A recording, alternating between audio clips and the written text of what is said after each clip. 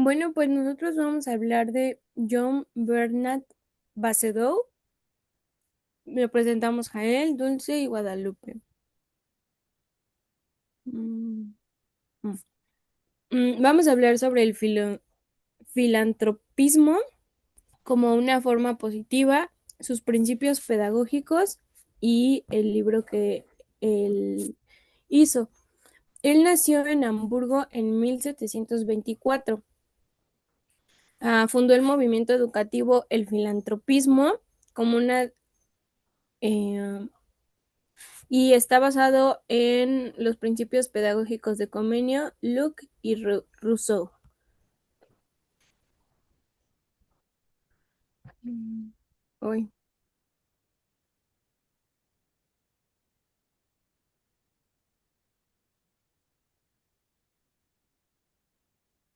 ¿Quién fue? Fue un reformador educativo alemán y escritor que fundó el movimiento del filantropismo en el siglo XVIII. También está conocido por su escuela experimental y donde aplica nuevos métodos de enseñanza basados en el realismo, la educación física y el juego, influyendo a generaciones posteriores de educadores.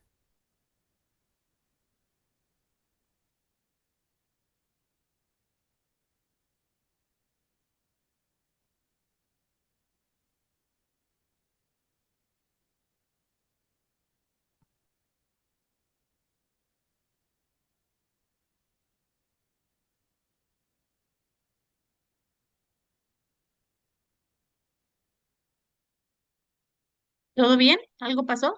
¿Se les fue el audio o algo?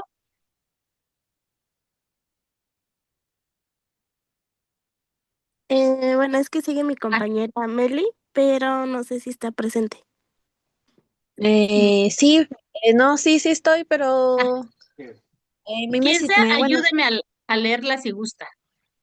sí, es que me tocaba la siguiente diapositiva, pensé que la diría mi compañera.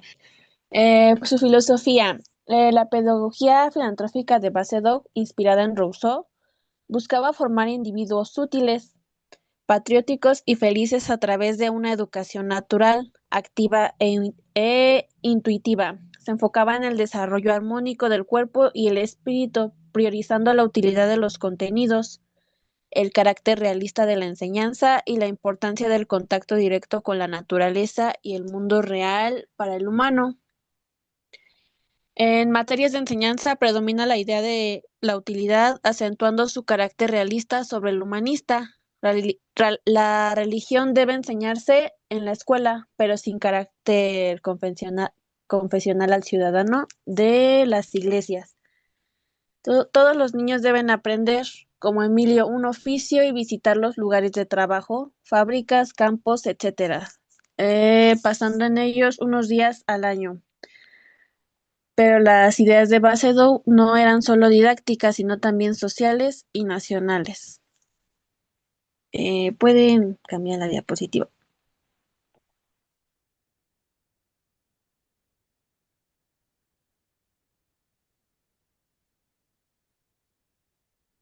Eh, Sus ideas pedagógicas. Es un elemento importante, eh, ya que su propuesta era que la educación debía ser útil, es decir, aplicable para la vida diaria. Y la escuela no debía de ser solo un lugar de memorización, sino de acción y experiencia. Por eso promovió que debe de haber actividades manuales, experimentos, ejercicios físicos, observación de la naturaleza, juegos didácticos, talleres de oficio. Cuando en el aula, por ejemplo, eh, hay excursiones para los alumnos, se les pide material para que realicen experimentos o se llevan afuera del aula para que realicen actividad física. Pueden cambiar la diapositiva, por favor. Y sobre su libro, em, en su obra, el libro de la metodología expone los siguientes puntos. El objeto de la educación es preparar educando para una vida feliz. Priorización de las facultades humanas, formar el carácter. La instrucción es un medio, no un fin. Cultivar el cuerpo en armonía con el espíritu. Los niños son buenos por naturaleza. Poner al niño en contacto con el mundo real y establecer el principio de utilidad como criterio de las materias de enseñanza.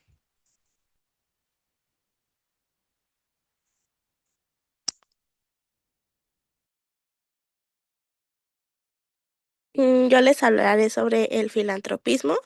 En 1774 se fundó su escuela modelo llamada Filantropismo en Alemania.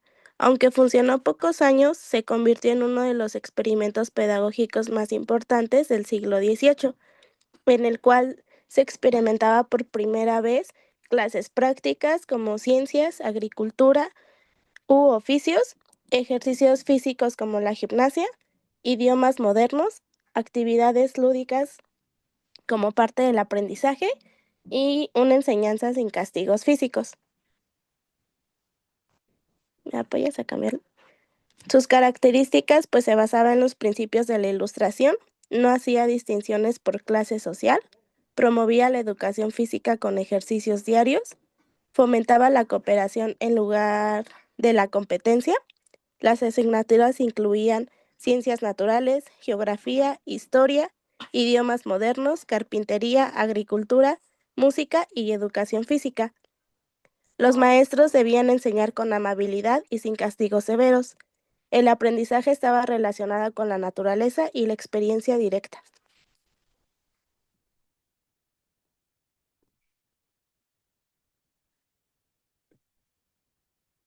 ¿Me apoyas con la siguiente, por favor?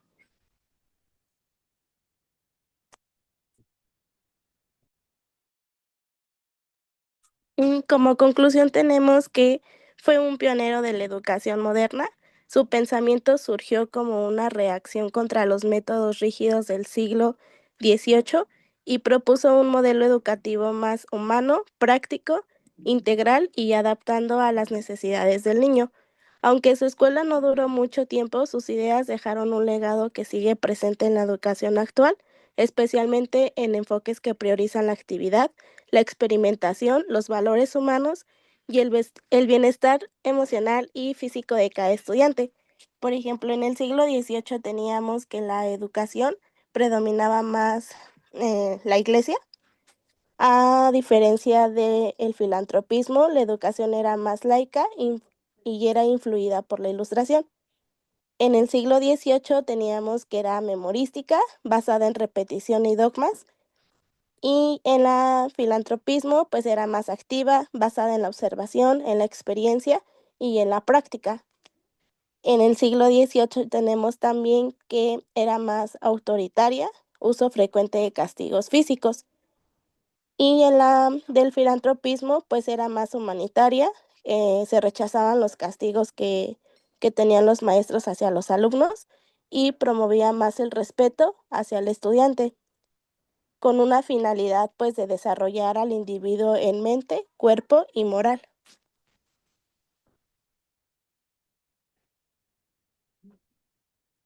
Y pues eso sería todo de nuestra parte. Gracias. Perfecto, muy bien. No olviden, por favor, subir su presentación al grupo de WhatsApp. Listos, en lo que el siguiente equipo se va preparando, pues me gustaría justamente a propósito de esta teoría que también es parte fundamental de la pedagogía clásica, también de la pedagogía moderna. Digamos que ahorita lo que estamos viendo es lo que sería lo ideal en lo que sería lo ideal en la pedagogía, ¿no? Todos quisiéramos que la pedagogía justamente fuera esta parte humanista, que dejemos al alumno crear el propio conocimiento, como ya lo habían expuesto, hay muchas teorías, este, mm, hay muchas teorías que, nos hablan de lo que debería ser la esencia de la pedagogía misma. Ay, permítanme un momento, es que voy a mandar, justamente de la pedagogía, ¿no? Lo que debiese ser, este, mm, la pedagogía, yo entiendo que nuestros contextos, ¿no? Qué bonito sería que la educación fuera así de déjenlos, ahora sí que déjenlos crecer, déjenlos conocer, déjenlos tener estas aptitudes con muchas de las teorías que resuenan ya.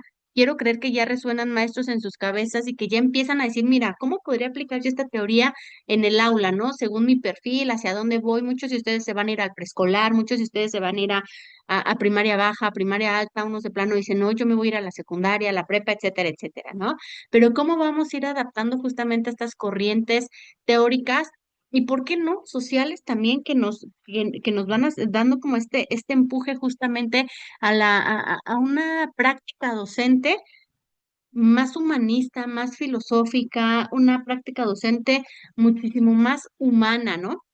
Y todas estas teorías justamente nos hablan de esta calidad educativa humana, de esta calidad educativa propia, autónoma del ser humano, del educando, ¿no? Justamente a mí me parece muy interesante todas y cada una de las teorías que se van postulando en estas exposiciones. Yo espero de verdad que cuando ustedes las repasen, las vean, digan, ah, mira, esta teoría es muy importante, yo creo que voy a retomar esto, o yo creo que voy a retomar aquello o no, yo me voy con Montessori, yo me voy con Piaget, ya irán descubriendo ustedes, ¿no?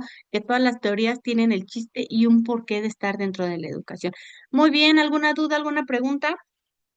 Recuerden que tienen hasta el día 12 de diciembre para ir subiendo las reflexiones de todas y cada una de las exposiciones, ¿sale? Y solamente con ese trabajo vamos a cerrar el tercer parcial. ¿Alguna duda, alguna pregunta? Miss, lo de las exposiciones, ¿puede ser en un solo archivo o tenemos que irlo Es en haciendo un con... solo archivo, no, es en un solo archivo mi vida porque solamente abrí un espacio en la plataforma para un archivo.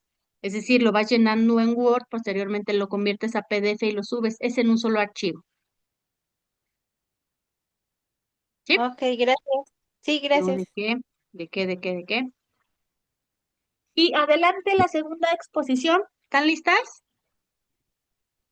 Disculpe, maestra, entonces, ¿cuántas exposiciones nos faltan y cuántas son en total? Ya, hoy terminamos porque son 6 exposiciones. Hoy terminamos con el equipo 6 de Sara, Ivonne e Ivette. Ah, miren, Ivonne y Ivette. Ok, muchas gracias.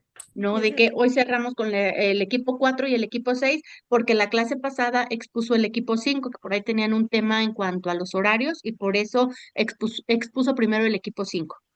¿Sale? Pero bueno, en este caso el orden del producto, el orden no altera el producto, ¿vale? Entonces, al final, Elia, son teorías que estamos viendo y que son importantes, ¿vale? ¿Alguna otra duda, alguna otra pregunta?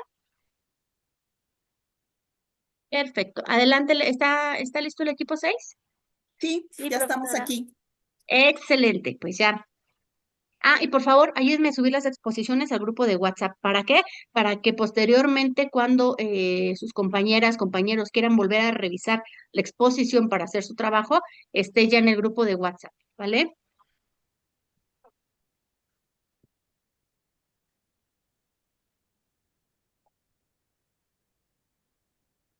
Acá. Buenos días, profesora, compañeras. Nosotros vamos a exponer la reconstrucción pedagógica en Estados Unidos.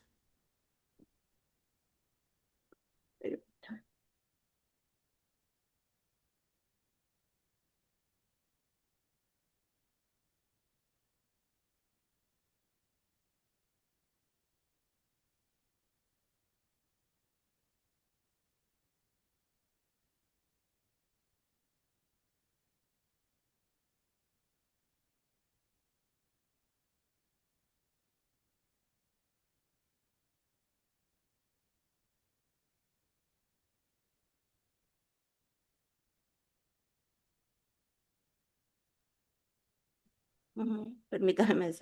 Ay, se me... ok. La reforma es que se mueven. Permítame. Ya. La reforma educativa comprende cualquier cambio planificado en el funcionamiento de una escuela o sistema escolar, desde las metodologías de enseñanza hasta los procesos administrativos. Esto es lo que es una reforma educativa. El origen. Estados Unidos estaba dividido en dos, los Estados Confederados del Sur, quienes estaban de acuerdo con la esclavitud, la Unión del Norte, quien no estaba a favor de la esclavitud. Esta diferencia de ideología causó que Abraham Lincoln declarara la guerra. Durante esta guerra civil, Lincoln confirma la abolición de la esclavitud. La guerra dura de 1861 a 1865, siendo la Unión del Norte quien triunfa.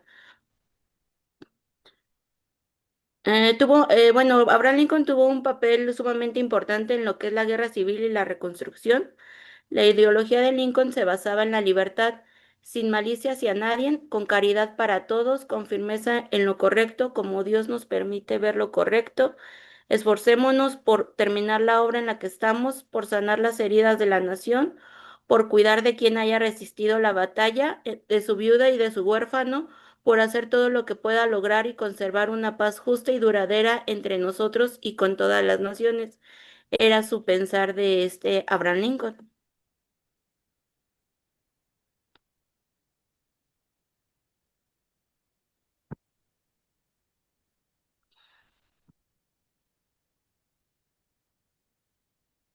Los historiadores describen la creación del... Ay, es que se me... No te preocupes, no te preocupes.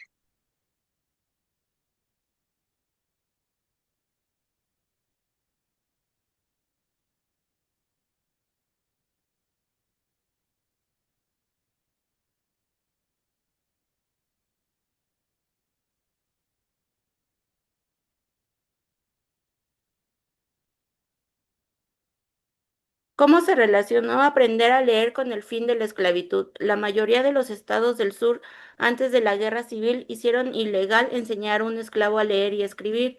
Ahora algunos afroamericanos aprendieron a leer y escribir en secreto. Una de las formas en que los afroamericanos comienzan a tener acceso a la educación es en las escuelas creadas por el ejército durante la Guerra Civil.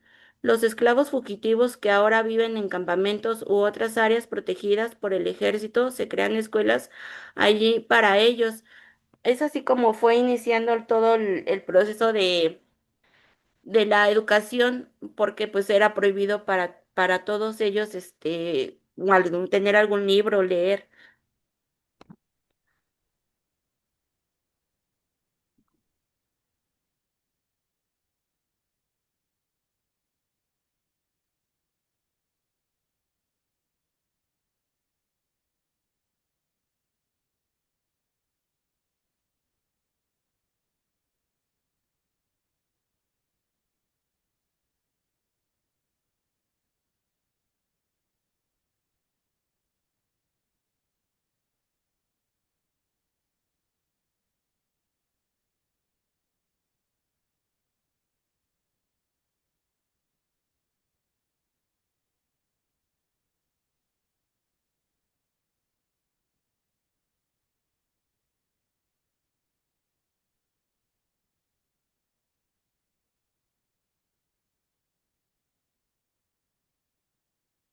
A ver, si quieres continuar, Sara. Sí, perdón. Uno de los, de otra de las personas es Eric Foner, em, donde la mayoría de los estados del sur antes de la guerra civil hicieron perdón, eso ya lo leyó mi compañera. No se preocupen, Mm, adelante. Qué bueno que nos está pasando todo esto, les voy a decir por qué, ¿no? Porque uno en la práctica docente piensa que todo es eh, eh, fácil, que todo se lleva con regularidad. Esto también nos pasa a las maestras, no se preocupen, vamos a ir aprendiendo, vamos a ver qué plataformas nos ayudan como docentes. Qué bueno, ¿no? Que al final del día tenemos un claro ejemplo de que no toda la pedagogía, no todas las teorías se llegan a cumplir al 100%, pero bueno, hacemos el intento, maestras, no se preocupen, adelante. ok, como les comentaba mi compañera, pues se dieron cuenta de que la educación era fundamental para avanzar como personas libres en esta sociedad, además de que muchos, siendo profundamente religiosos, querían poder leer la Biblia. Una de las formas en las que los afroamericanos comienzan a tener acceso a la educación en las escuelas creadas por el ejército durante la Guerra Civil. Los esclavos fugitivos, que ahora vivían en campamentos u áreas protegidas por el ejército, se crean unas escuelas para ellos. La Sociedad de Ayuda del Norte vinieron a ayudarlos a crear esas escuelas. La oficina de Libertos invierte dinero en la creación de las escuelas y la mayoría de las escuelas que surgen en realidad son creadas por los propios negros, al ver la necesidad que tenían, bueno, la sed de querer aprender o de ya no querer ser los mismos esclavos.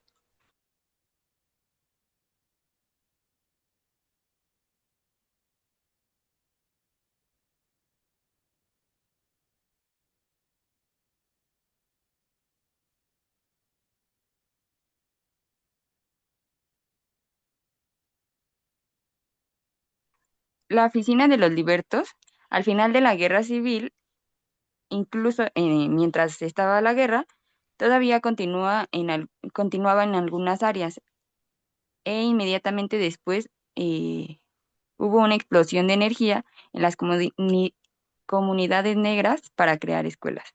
La Sociedad de Ayuda del Norte, bueno, eso ya.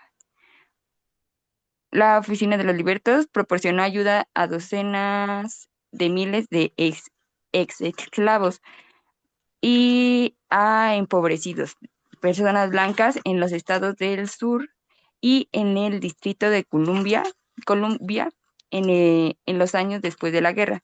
Limitaciones de la fundación y actitudes profundas de racismo forzó el cierre de la oficina.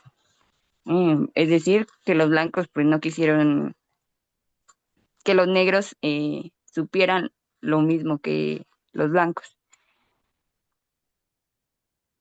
Reunieron sus escasos recursos en ese momento para contratar un maestro, para encontrar un edificio para poder construir, bueno, otra vez una escuela en uno de los edificios abandonados.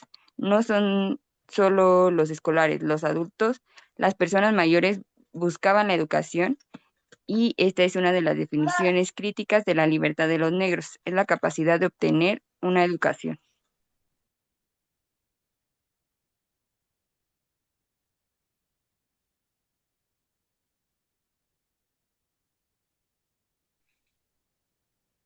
Bueno, Claire, ¿necesitaban los antiguos esclavos educarse para obtener poder político? Clarence Welker. Para muchas personas negras en el sur, aprender a leer, a calcular y a moverse de alguna manera en el mundo de las letras fue un acto revolucionario porque ahora les dio las habilidades y herramientas para combatir el racismo que los había oprimido durante siglos. En algunos casos, los misioneros sintieron que también era importante que los hijos de los blancos pobres también fueran educados, viendo en ellos contrapeso a las actitudes de los antiguos esclavistas y la clase dominante. Había una esperanza de que este pueblo, al darse cuenta de que también eran víctimas de la esclavitud, de alguna manera quisiera trabajar con estos misioneros y trabajar con estos negros. Sin embargo, esto no iba a ser el caso, porque la sensación de división racial era muy profunda. Bueno, si ahorita todavía existen casos de racismo, en esos tiempos la gente no quería convivir con los negros.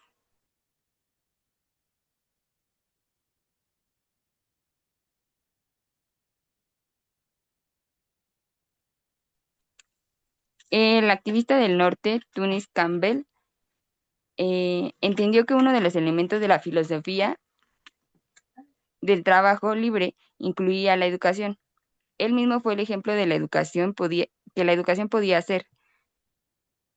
Así que desde el principio estableció escuelas para niños negros. Había estado estableciendo escuelas en realidad desde 1841 en el norte. Se hizo cargo de los edificios y invitó a maestros del norte. Comienza a asignar a los niños en diferentes horas de escolarización y diferentes aulas. Por supuesto, tienen un número limitado de maestros y los niños vienen durante 3 horas seguidas a la escuela y se van. Y luego entra otra clase a los adultos, se les enseña por la noche. Necesitan comprender los conceptos jeffersonianos de la educación, entender los contratos laborales y tratar a los blancos como más que iguales.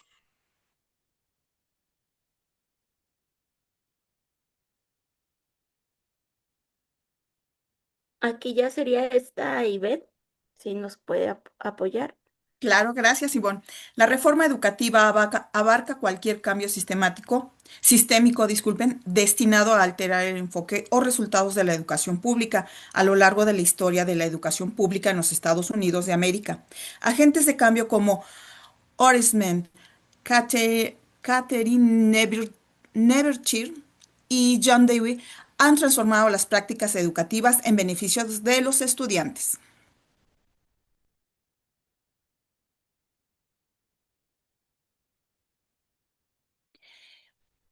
¿Podían los antiguos esclavos educarse por iniciativa propia?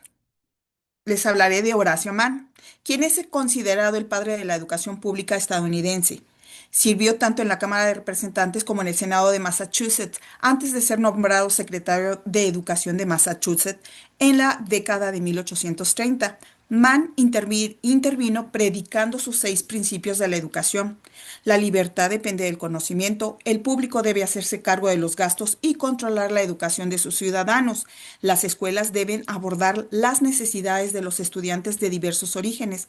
La educación no debe ser influenciada por ninguna religión o afiliación política. La educación debe impartirse bajo los principios de la libertad y finalmente los profesores deben estar bien formados.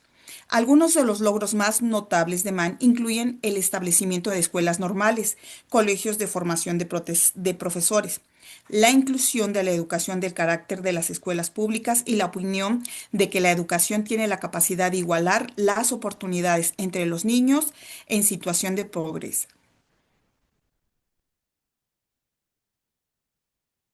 Catherine Beecher era la educación de las mujeres específicamente. Bishir vio una oportunidad para que las mujeres se convirtieran en maestras, ya que los hombres comenzaban a dejar la profesión por oportunidades más lucrativas. Catherine Bishir abrió la primera universidad para mujeres, el Seminario Femenino de Hartford, cuyo objetivo principal era educar a las mujeres para ser maestras y madres. Bishir abogó por estándares más altos para los maestros y promovió oportunidades para las mujeres, pero solo en roles que ella consideraba femeninos. Bishir creía que la educación de las mujeres y que una mujer no tenía que casarse para contribuir a la sociedad, pero no creía que las mujeres necesitaran tener derecho al voto. Sintió que una mujer podía contribuir mejor a la sociedad a través de su trabajo en el salón de clases o en el hogar.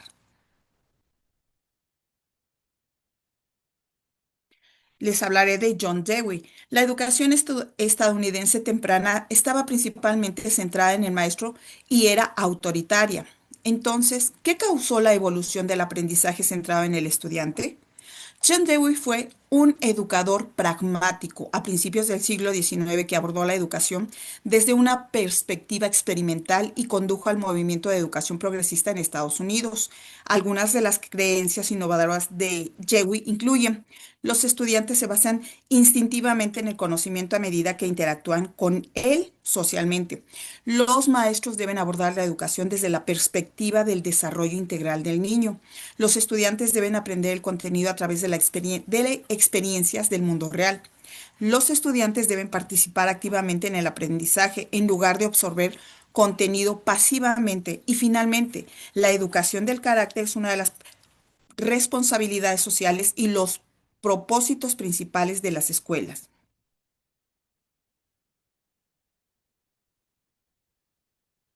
Conclusión. La reforma educativa es un cambio sistémico que altera la forma en que la sociedad percibe la educación pública. Algunos de los líderes de los movimientos de la reforma educativa en Estados Unidos fueron Horace Mann, Catherine Beecher y John Dewey.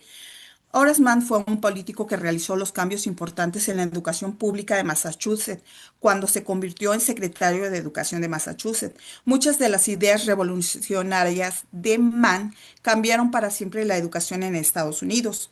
Mann creía que los maestros bien capacitados podían brindarles a los estudiantes la oportunidad de escapar de la pobreza y crear una vida mejor para ellos.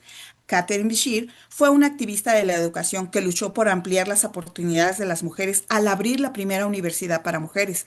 Aunque no creía en la igualdad de derechos, sí creía que las mujeres eran grandes maestras y que las niñas debían recibir una buena educación. Finalmente, John Dewey fue un educador pragmático que contribuyó al movimiento de la educación progresista en Estados Unidos. Impulsó la participación activa de los estudiantes a través de experiencias del mundo real, en lugar de adoptar enfoques más tradicionales.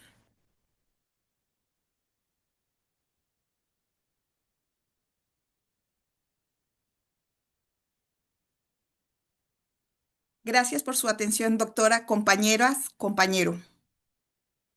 Excelente, muy bien, muchas gracias. Pues efectivamente, vemos cómo en esencia, vuelvo a repetir, fueron muy importantes los derechos. ¿Y por qué hablamos de la educación en Estados Unidos?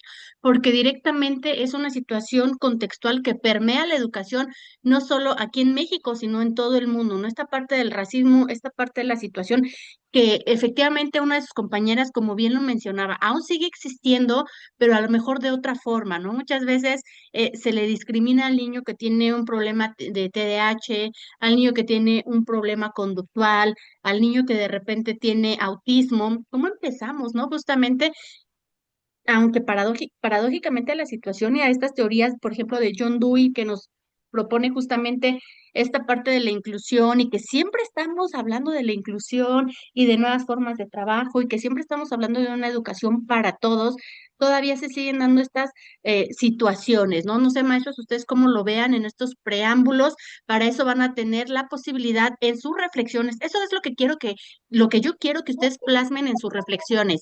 ¿Cómo lo podemos, todas estas teorías, cómo las podemos traspapelar o traspasar a la práctica educativa? ¿Ustedes cómo harían para adecuar estas teorías que a lo mejor van a decir, maestra, ya no existe el racismo, los negros van a la escuela, los blancos también, incluso en estas escuelas mixtas, sí, pero ¿crees que sigue existiendo esta parte del racismo? Ya te dije, ¿no? A lo mejor como de repente sí permea el racismo, pero en otras acciones, no necesariamente por tu contexto social, sino por tu contexto individual. Entonces sería importante que lo pudieran plasmar en sus textos, ¿sale? Tienen hasta el día 12 de diciembre para subir sus textos a la plataforma en un solo archivo, ¿vale? Aquí, hasta aquí, ¿alguna duda, alguna pregunta?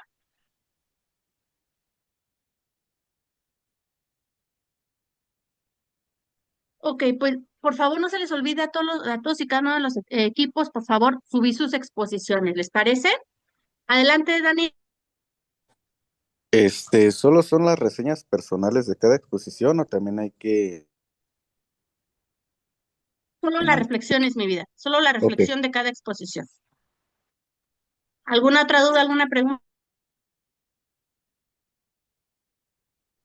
Solo por el día de hoy los va a dejar ya que se vayan a tomar su cafecito, su tecito, su frutita que no se hayan podido tomar en el desayuno y nos vemos el próximo sábado, ¿sale? Es importante que nos veamos el próximo sábado para ver la agenda del día, cómo vamos a cerrar, qué es lo que vamos a evaluar y cómo vamos cerrando este mes y el cuatrimestre, si mal no recuerdo, se cierra el 3 o 4 de enero, ¿sale? Para ir viendo cómo vamos a ir trabajando ya esta parte final, ¿sale? Sin más por el momento me despido, que tengan un excelente fin de semana. Cuídense mucho, bonito fin. Gracias. Gracias igualmente, doctora. Buen Hasta día. luego, bye.